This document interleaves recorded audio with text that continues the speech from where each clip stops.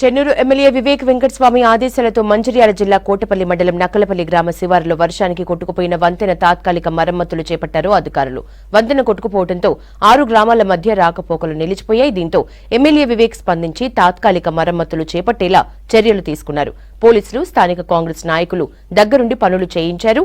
మళ్లీ గ్రామాల మధ్య యథావిధిగా రాకపోకలు కొనసాగుతున్నాయన్నారు పోలీస్ అధికారులు.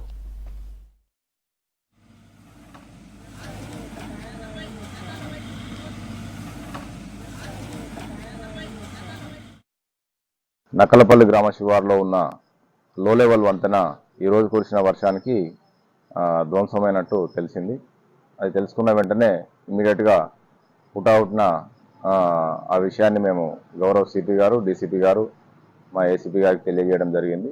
సిపి గారు ప్రత్యేక శ్రద్ధ చూపించేసి ఇమీడియట్గా మాకు ఉత్తర్వులు ఇచ్చారు. వారి ఇన్స్ట్రక్షన్స్ ప్రకారము ఆ లో లెవెల్ వంతెన ఎక్కడైతే ధ్వంసమైందో అక్కడికి వెళ్ళడం జరిగింది.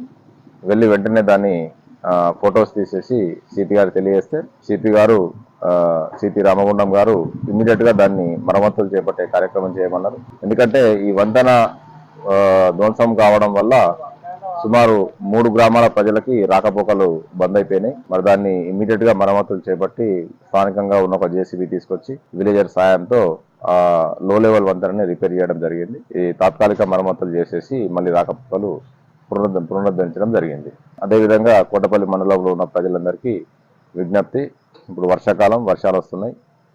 వర్షాల వల్ల వరదలు వచ్చి ఎక్కడ కానీ ఇట్లాంటి సమస్యలు వచ్చినప్పుడు కోటపల్లి పోలీస్ని సంప్రదించాల్సిందిగా కోరుతున్నాం. దానికి ఎప్పుడు మేము ముందుంచామని చెప్పేసి, అదేవిధంగా మాకు మంచి గైడెన్స్ ఇచ్చి ఈ పనిలో మమ్మల్ని పాల్గొనే విధంగా చేసిన మా గౌరవ సిపి గారికి ధన్యవాదాలు తెలియజేస్తున్నాం. Thank you. అదేవిధంగా పబ్లిక్కి ఈ వరదలకు సంబంధించి ఏ సహాయం కావాలన్నా కూడా పోలీస్ ఎప్పుడు అవైలబుల్గా ఉంటారు.